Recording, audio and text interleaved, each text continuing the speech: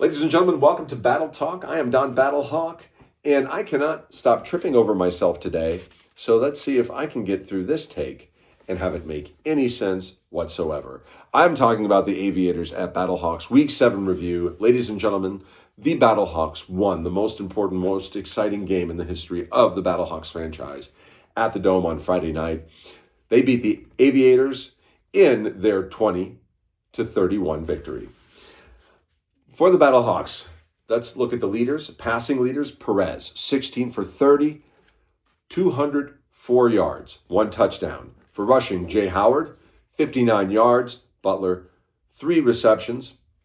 And, look at this right here. That's for 77 yards. And let's look at this here. Let's look at the breakdown. First quarter, Battlehawks, 2 touchdowns, 2 extra points. Second quarter, Columbus, 1 touchdown and an extra point. St. Louis, a touchdown, an extra point, and a field goal. And in the third quarter, a touchdown and an extra point for Columbus. St. Louis had a touchdown and an extra point as well. And in the fourth quarter, Columbus had a touchdown but a missed extra point. Now, let's talk more in depth. Perez, with an interception, played well, seemed tired at the end. I'm sorry, he seemed tired at the end. K. James, 41 yards, 2 touchdowns. What a follow-up from last week where he showed us what he had, and he really showed us again being like the player of the game. And he signed the ball and threw it out into the stadiums. Watch my postgame report. I interviewed that fan. McBride, 25 yards with 1 touchdown. Neville, 26 yards with 1 high jump that got us in great position for the game. RO really did basically what they did against the Storm, right? Strong first half and an okay offensive second half. The big difference is the lack of missed kicks. No missed kicks this game like with the Storm.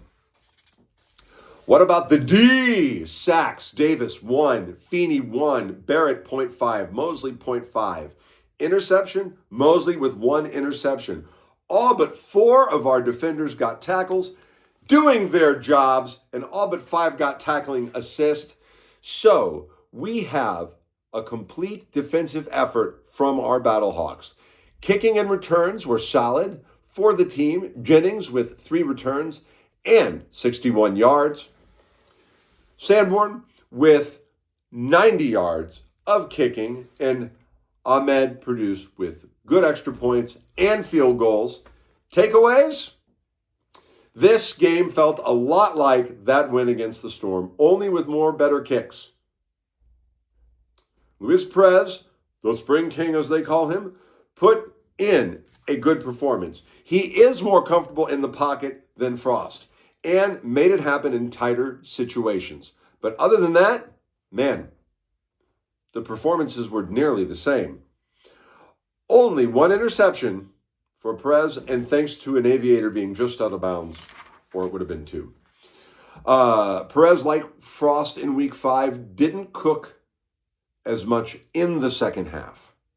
Okay? The D did seem to lose a little bit of their oomph, maybe a little less on task in parts of the second half, but they were there when it counted to stop the Aviators from taking any advantage of that whatsoever. In both week 5 and 7, both the O and the D showed up in both of those wins. And what we Battlehawks fans desire to see is when both the offense and the defense show up. Games are more exciting that way. Still, the QB situation is a lot stronger with Perez. But I'll say this.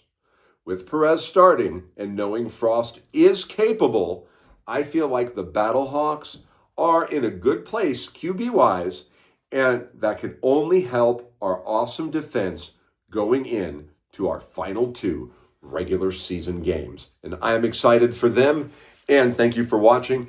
I am Don Battlehawk. This has been Battle Talk, and I will see you tomorrow with another show.